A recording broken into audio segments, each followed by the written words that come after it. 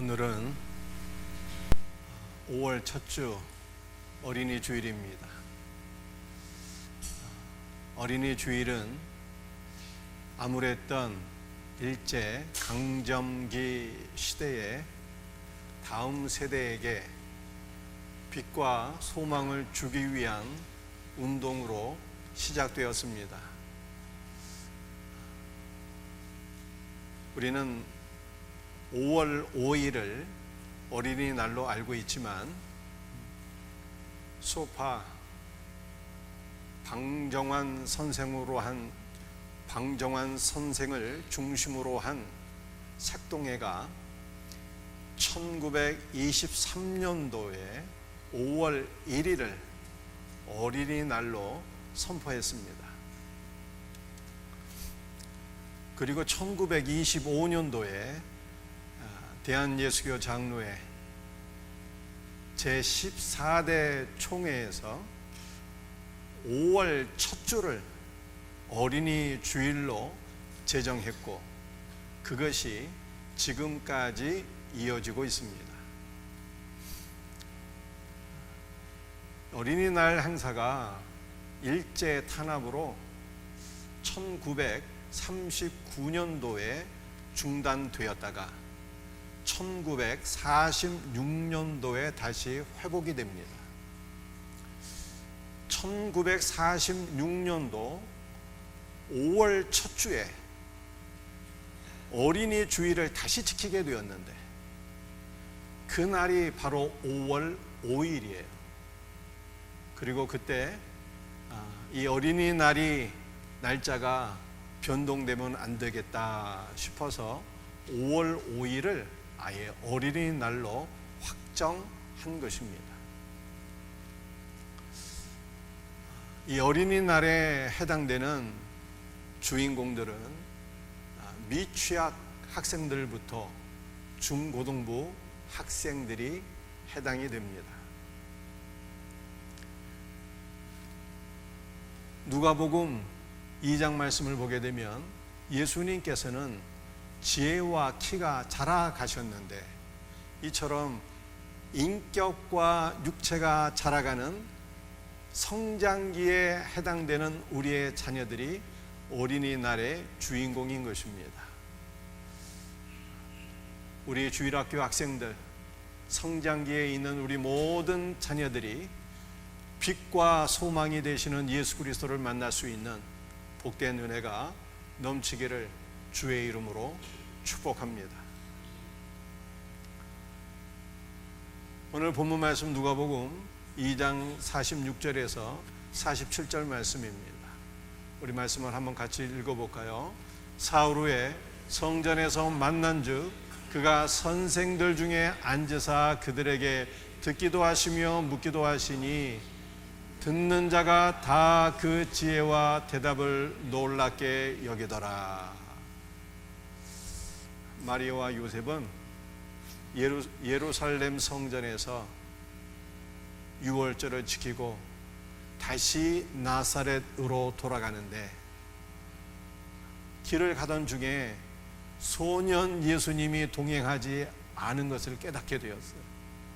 야, 이거 아들을 잊어버린 거 아니냐 깜짝 놀라며 근심과 걱정하는 가운데 다시 예루살렘 성전으로 되돌아가게 되었는데 그때 소년 예수께서는 성전에서 당대 최고의 랍비들과 함께 토론을 하고 있었습니다. 그런데 오늘 본문 말씀 누가복음 2장 46절 말씀을 보니까 그가 선생들 중에 서 있는 것이 아니라 앉아 계셨다고 그렇게 말씀하고 있어요. 서 계셨다라고 하는 것은 교리 학습자로 서서 수학을 했다는 뜻이 되지만 소년 예수님은 랍비들 가운데 앉으셨다 이렇게 말씀하고 있어요. 이것은 예수님의 지혜와 지식이 탁월하여서 비록 소년이지만 당대 최고의 랍비들이 소년 예수님의 그 지혜와 지식을 인정하며 자신의 동료로 간주했다는 뜻입니다. 우리가 이것을 볼 때 소년 예수님의 그 지혜와 지식의 탁월함이 얼마나 대단했는가 라고 하는 것을 보게 되는 것입니다. 우리는 소년 예수 그리스도의 본을 따라서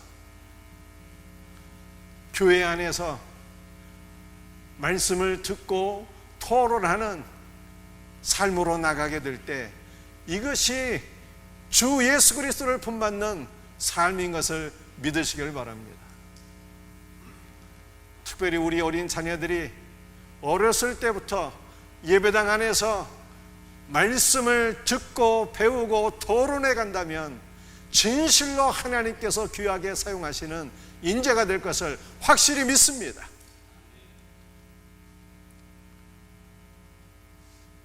예수님께서는 랍비들 가운데 앉으사 그들에게 듣기도 하셨는데 이 들었다라고 하는 단어가 능동태로 되어 있어요. 이것은 예수님께서 랍비들에게 말씀을 들으실 때 귀를 기울여 경청하셨다는 뜻입니다. 그러므로 우리 사랑하는 성도들이 매주일 말씀을 들으실 때 어떻게 들으셔야 됩니까? 귀를 활짝 열고 경청하여 들을 수 있는 은혜가 있기를 축복합니다.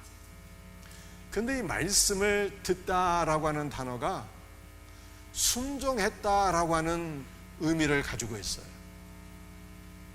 이게 대단한 뜻이죠. 우리는 말씀을 듣고 순종하는 사람이 되어야 되는데, 여러분들 순종은 어떻게 하면 순종할 수 있는 것입니까?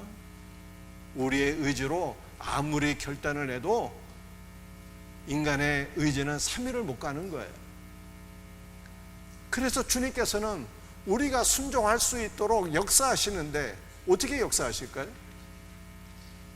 말씀을 경청해서 잘 들으면 그 말씀이 우리 속에서 역사하시고 그 말씀이 우리를 순종의 자리로 이끄신다라고 하는 뜻이에요. 그러므로 매주일 말씀을 경청하여 들으심으로 주님의 말씀이 나를 붙잡으시고 순종의 자리로 이끌어 가시는 놀라운 역사를 경험하기를 예수님의 이름으로 축복합니다. 우리 예수님께서는 말씀을 듣기만 하실 뿐만 아니라 묻기도 하셨어요. 그런데 묻기도 하셨다는 것이 또한 능동태로 되어 있어서 예수님은 랍비들에게 말씀을 들으신 이후에 적극적으로 질문하셨다는 뜻입니다. 그런데 예수님께서 적극적으로 질문을 하셨다는 것은 그가 스승으로서 질문하셨다는 뜻도 됩니다. 예수님은 이미 탁월한 지혜와 지식을 갖고 있어서 당대 최고의 랍비들과 같은 수준에서 그들을 가리키기도 하셨다는 뜻이에요. 또한 예수님께서 적극적으로 랍비들에게 질문을 하셨다라고 하는 것은 겸손한 마음으로 배우기도 하셨다라고 하는 뜻입니다. 예수님께서 이처럼 랍비들 가운데 앉으셔서 질문도 하시고 말씀을 듣기도 하셨다라고 하는 것은요, 그 랍비들과 함께 토론하는 가운데 말씀을 배워가셨다라고 하는 의미가 되는 것입니다. 그러므로 이것을 우리도 적용해야 되는 것이죠. 우리는 말씀을 듣고 나서 거기에서 멈추는 것이 아니라 다시 셀로 모여서 은혜 받은 말씀을 서로 나누고 토론하게 될 때 이 말씀의 은혜가 우리 가운데 더욱더 풍성하게 넘치게 되고 이것이 주 예수 그리스도를 본받는 길인 것입니다. 그러므로 말씀을 듣고 말씀을 토론하기를 기뻐할 수 있는 우리 모든 성도들이 되시기를 주의 이름으로 축복합니다. 여러분들, 우리는 왜 말씀을 듣고 토론하며 말씀을 배워가야 되는 것입니까? 예수님께서는 공생애를 시작하시기 전에 말씀을 배워가셨잖아요. 이것은 우리들에게 본을 보여주시는 일이었어요. 우리는 하나님의 일을 하기 전에 먼저 말씀을 배우는 자가 되어야 한다라고 하는 뜻입니다. 복음서를 보니까 마르다는 말씀을 배우기 전에 주님을 위한 봉사 욕구가 앞서서 그 열심히 봉사했는데 봉사하다가 탈진하게 되어서 예수님을 원망하게 된 것 아니겠습니까? 반면에 우리가 잘 알고 있는 마리아는 하나님의 말씀을 먼저 듣고 은혜 받아서 향료 옥합을 깨뜨려 주님의 머리 위에 붓고 예수 그리스도의 장사를 준비하게 되는 지혜로운 자가 되어서 주님께 칭찬을 받았어요. 그러므로 저와 여러분들은 먼저 말씀을 듣고 은혜 받아서 주님을 위해서 일하고 봉사할 수 있는 귀한 은혜가 있기를 예수님의 이름으로 축복합니다. 누가복음 2장 49절 말씀이에요. 예수께서 이르시되 어찌하여 나를 찾으셨나이까? 내가 내 아버지 집에 있어야 될 줄을 알지 못하셨나이까? 여러분들, 이 말씀은 소년 예수께서 모친 마리아에게 하신 말씀이죠. 마리아가 아들이 없어진 것을 알고 깜짝 놀라서 막 분주하게 찾고 있었는데 그때 예수님께서 모친 마리아에게 하신 말씀이에요. 어찌하여 나를 찾으셨나이까? 내가 내 아버지 집에 있어야 될 줄을 알지 못하셨나이까? 이렇게 말씀하셨어요. 그런데 헬라어 원문을 보게 되면은 집이라고 하는 단어가 없어요.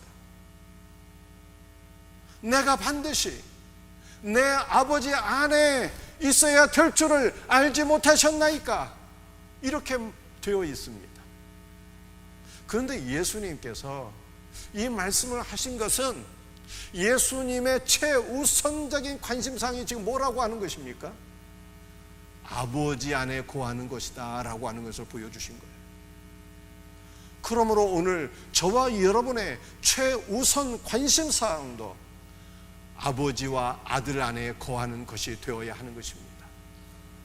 아무리 바쁘고 할 일이 많지만 우리의 삶의 최우선 순위는 아버지와 아들 안에 거하는 거예요. 오늘 우리는 어린이 주일을 맞이했습니다. 부모들에게 가장 귀한 사명은 하나님께서 맡겨주신 우리 자녀들을 잘 양육하는 것일 줄로 믿습니다. 그러나 자녀들을 양육하는 것보다 더 중요한 우선사항이 있으니 그것이 무엇이겠습니까? 부모인 우리가 먼저 아버지와 아들 안에 거하는 거예요. 우리가 아버지와 아들 안에 거해서 온전한 믿음의 사람이 될 때 하나님께서 우리에게 맡겨주신 자녀들도 믿음으로 바르게 양육할 수가 있는 것입니다. 이와 같은 은혜가 있기를 주의 이름으로 축복합니다.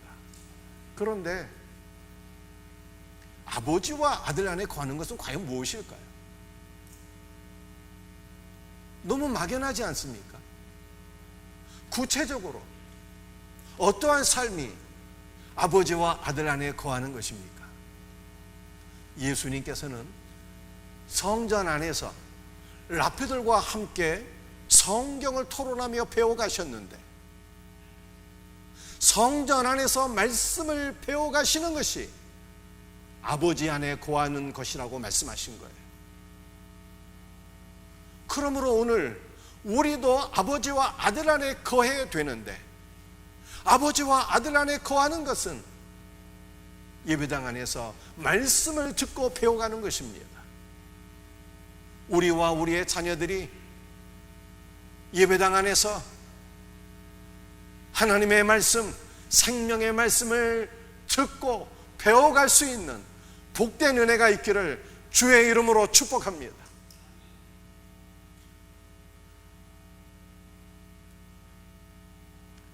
누가복음 2장 49절 말씀을 좀 더 살펴보기를 원합니다.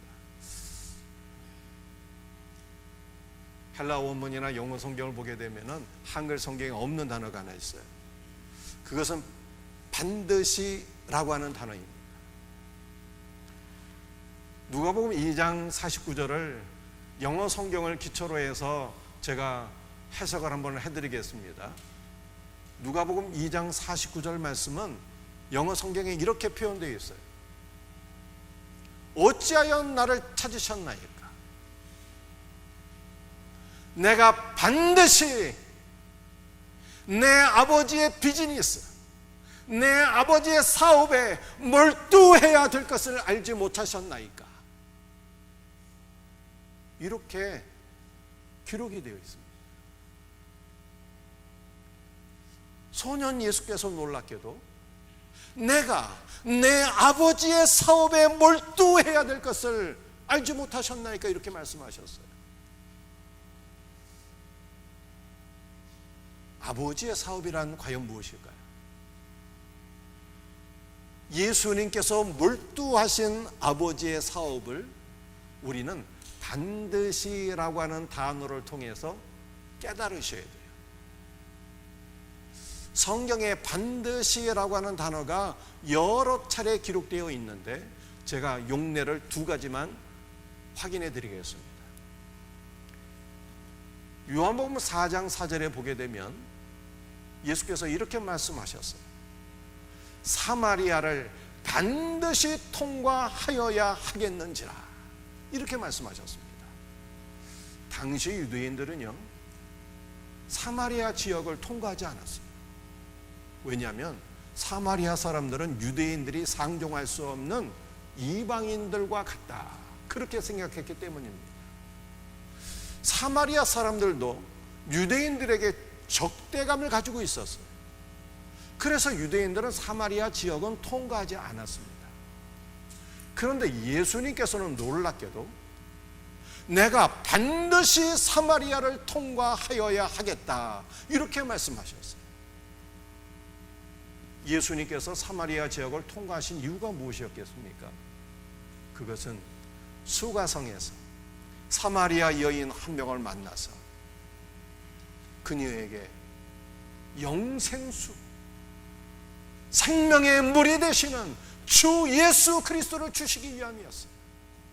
한 영혼을 구원하기 위함이었습니다.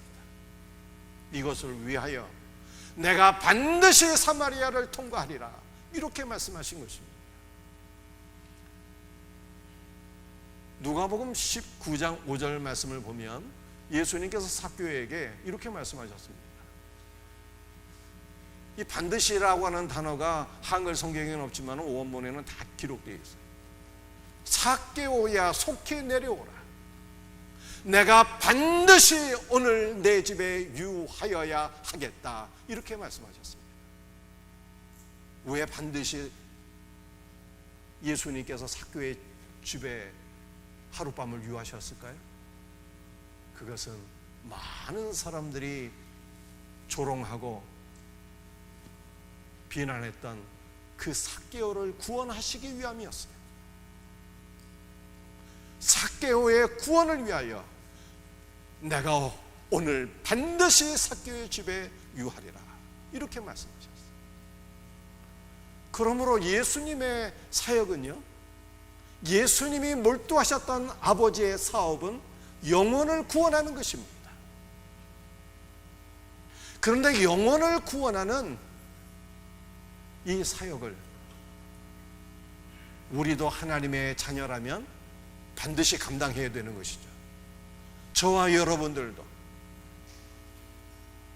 우리는 다 투잡을 뛰어야 되는 사람들이에요.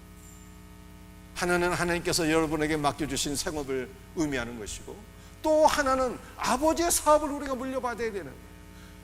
우리가 물려받아야 될 아버지의 사업은 예수님처럼 영혼을 구원하는 것입니다.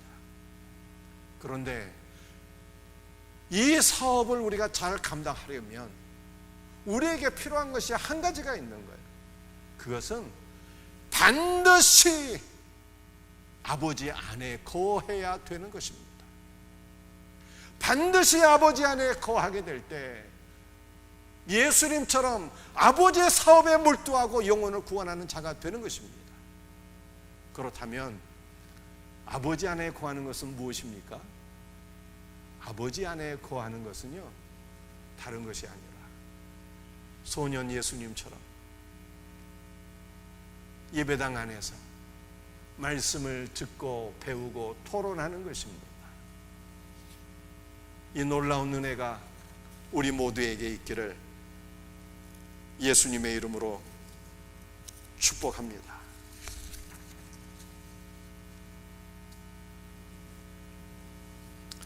우리는 일평생 주님의 말씀을 듣고 배워야 합니다. 나는 뭐 성경 한번 읽어봤는데 이 정도면 됐지 뭐. 누가 나만큼 성경 알겠어?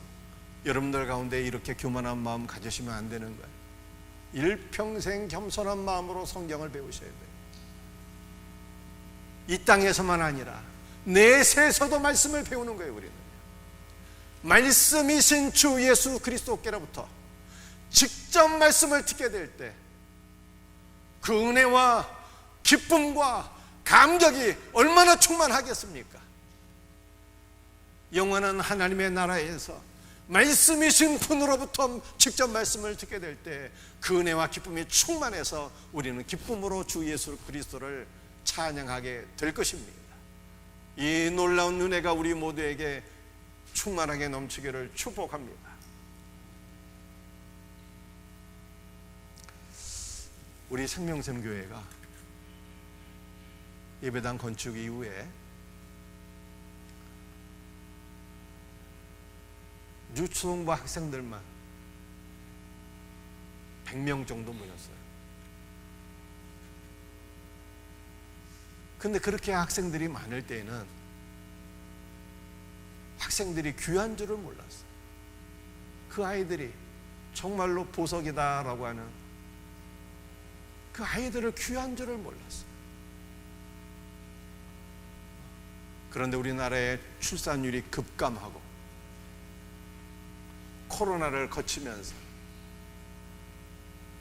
시간이 한 20년 정도 흐르니까 주일학교 학생 수가 10분의 1로 급감하게 되었어요.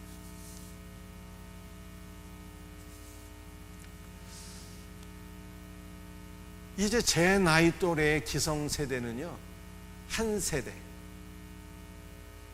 한 30여 년 정도 지나가게 되면 대부분 다 천국 가게 됩니다. 그러면 우리 생명샘교회를 비롯한 한국교회의 모습은 어떻게 되겠습니까? 그저 노인들 몇 명 남아있는 서구교회의 모습을 따라가게 되는 거예요. 우리 생명샘교회와 한국교회가 서구교회 전체를 밟지 않으려면 어떻게 해야 되겠습니까? 저를 비롯해서 우리 모두가 아이들을 귀하게 여기지 못한 죄를 회개해야 돼요. 저는 진실로 회개하며 삽니다. 과거에 우리 주일학교 학생들이 그렇게 많이 있을 때 왜 그 아이들을 귀한 줄 몰랐을까? 늘 회개하는 마음으로 삽니다. 그리고 이제라도 우리 자녀들, 우리 주일학교 학생들 믿음의 사람으로 바르게 양육해야 됩니다. 어떻게 하면 좋을까요? 예수님께서 본을 보여주셨잖아요. 예수님의 본을 받으면 되는 거예요.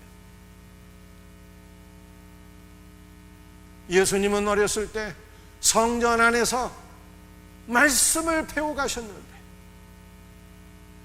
우리와 우리의 자녀들이 예수님의 본을 따라서 예배당 안에서 말씀을 배워가면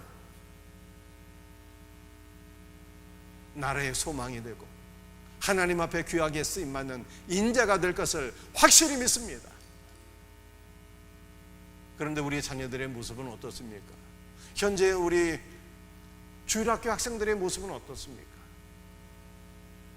한창 행복해야 될 아이들이 공부에만 너무 몰두해서 아이들이 스트레스를 받고 지쳐가고 병들어가고 있는 것은 혹시 아닌가요?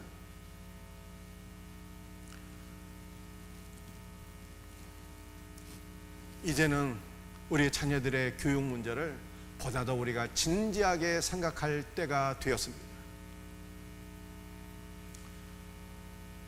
작년 12월에 우리 다교연 창립총회가 있었어요. 창립총회에서 우리 백정로님이 산하 한 30여 기관들을 소개하는데 그때 제 귀가 번쩍 열리는 아주 복된 말씀을 하시더라고요.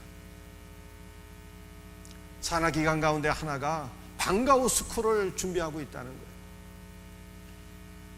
이 방과후 스쿨은 평소에 제가 관심을 갖고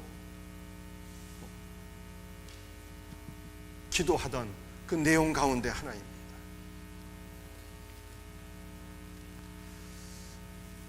리모델링을 우리가 할 때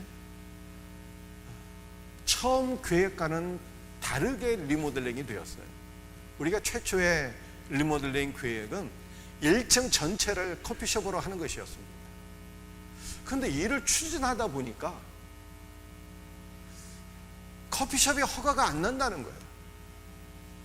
아니, 커피숍 허가도 안 나는데 1층 전체를 커피숍으로 할 이유가 없잖아요.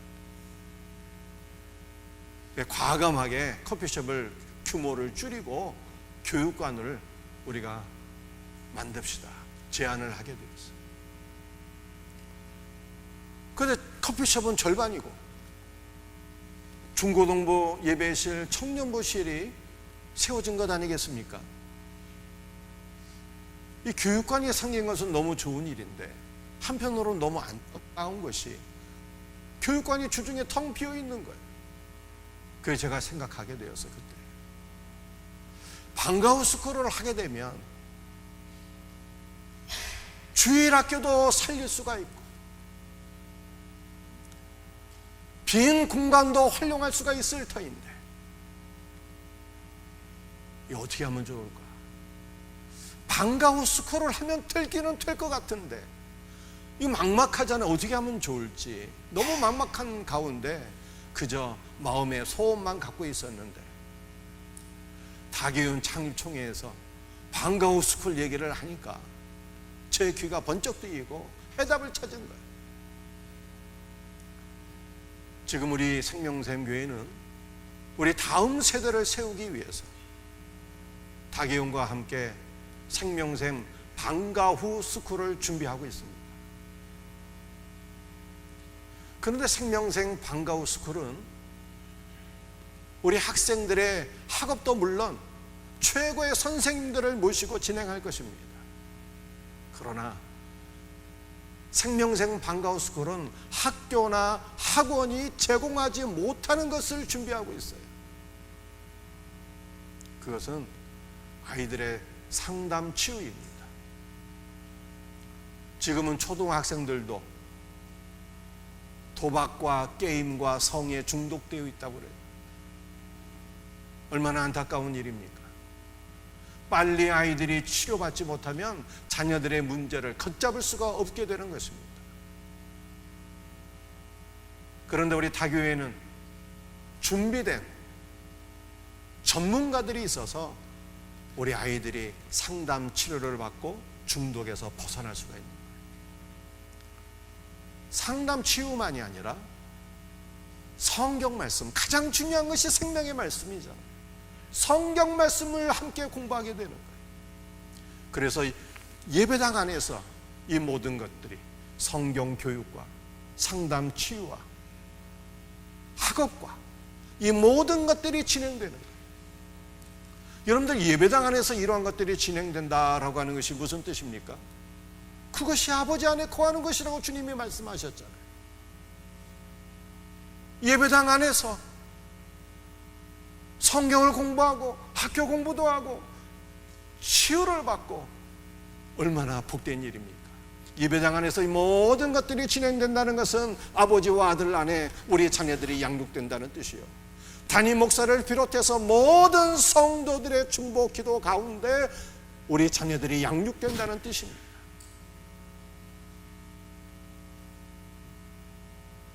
우리 자녀들이 이처럼 말씀과 기도 안에서 치유되고 회복되어지면 거기다가 실력까지 겸비하게 되면 우리의 자녀들은 세상이 감당할 수 없는, 세상을 변화시킬 수 있는 축복된 하나님의 자녀로 쓰임받게 될 것을 확실히 믿습니다. 사무엘상 3장 말씀을 보게 되면 사무엘이 예수님을 본받았어요. 엘리는 나이 들어 눈이 어두워 가는데, 영적으로 점점 둔감해 가는데, 소년 사무엘은 성전 안에서 누웠다 이렇게 말씀합니다. 소년 사무엘은 성전 안에서 자라갔다는 거예요. 얼마나 복된 말씀입니까? 그런데 소년 사무엘이 성전 안에서 자라갈 때 하나님의 등불이 꺼지지 않았대요. 하나님의 등불이 꺼지지 않았다는 것은 이스라엘의 소망이 꺼지지 않았다라고 하는 뜻입니다. 여러분들, 이스라엘의 소망이 무엇입니까? 성전 안에서 자라간 사무엘이 이스라엘의 소망이라는 거예요. 그렇다면 대한민국의 소망은 무엇입니까? 대한민국의 소망은 우리의 자녀들이 예배당 안에서 말씀과 기도 안에 자라나고 주님의 은혜 가운데 회복되어지고 실력을 갖추는 인자가 될 때 우리의 자녀들이 대한민국을 바꿀 수 있는 소망이 될 것을 확실히 믿습니다.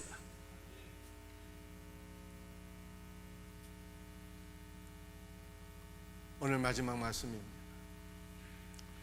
누가복음 2장 47절 말씀입니다. 듣는 자가 다 그 지혜와 대답을 놀랍게 여기더라. 소년 예수님께서, 이때 우리 예수님의 나이가 12살이었거든요.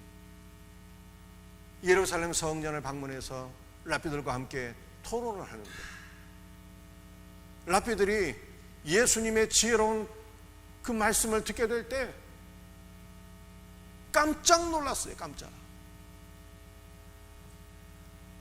이 누가복음 2장 47절에 이 지혜는요, 이해력을 가리키는 거예요. 지적 능력을 가리키는 것입니다. 예수님이 성경을 얼마나 깊이 있게 이해를 하고 말씀을 하시는지, 예수님의 그 지혜로운 답변을 당대 최고의 랍비들이 깜짝 놀랐다는 거예요. 그런데 누가복음 2장 52절에 기록된 지혜는요, 47절의 지혜와는 한글 성경은 같지만 원문의 단어는 다른 단어예요. 누가복음 2장 52절 말씀입니다. 예수는 지혜와 키가 자라나셨다 이렇게 말씀하고 있어요. 예수님의 지혜가 자라나셨다라고 하는 것이 무슨 뜻이겠습니까? 예수님은 온전하신 하나님이세요. 온전하신 하나님께서 인간의 몸을 이 땅에 입고 오셨는데, 예수님의 신성은 인성 안에 갇혀 있었는데 예수님의 신성이 그 인성 안에서 점점 더 풍성하게 드러나게 되었다라고 하는 뜻이 누가복음 2장 52절. 인성 안에서 제한되셨던 예수님의 신성이 점점 더 온전하게 드러나신 거예요. 그런데 우리는 이 두 가지 은혜를 사모하셔야 되는 것입니다. 여러분들, 우리와 우리의 자녀들은 어떠한 사람이 되어야 하는 것입니까? 단순히 지적인 이해력, 통찰력, 지적 능력만을 갖추는 자가 되면 안 돼요. 우리와 우리의 자녀들이 단순히 지적 능력만 갖추게 되면 그 탁월한 지혜와 능력으로 어떻게 살겠습니까? 다 자기만 위해서 사는 거예요. 자기만 위해서. 우리 자녀들이 이와 같은 이기적인 사람이 되면 어째 하나님 앞에 쓰임을 받을 수가 있겠습니까? 탁월한 지적 능력은 말씀을 이해하는 데 사용되는 도구인 것입니다. 탁월한 지적 능력도 갖춰야 돼요. 우리의 자녀들이 탁월한 지적 능력을 갖추어서 말씀 안에서 참된 지혜가 되시고 생명나무 되신 예수 그리스도를 만나고 생명이신 그리스도를 얻어야 되는 것입니다. 그럴 때 하나님의 사업을 위해서, 하나님의 나라를 위해서 위대하게 쓰임받는 일꾼이 될 것을 믿으시길 바랍니다. 저는 이것을 확실히 믿기는 방과후 스쿨을 통해서 우리의 자녀들이 예배당 안에서 말씀을 배워가고 실력을 키우는 방과후 스쿨을 통해서 해결받을 수 있다고 생각해요. 방과후 스쿨을 통해서 우리의 자녀들이 아버지 안에 거하고 내면이 치유되고 성경을 통해서 예수님을 만나고 실력을 겸비하고 하나님의 나라를 위해서 위대하게 쓰임받고 민족의 소망이 되는 위대한 역사가 일어날 수 있기를 주의 이름으로 축복합니다.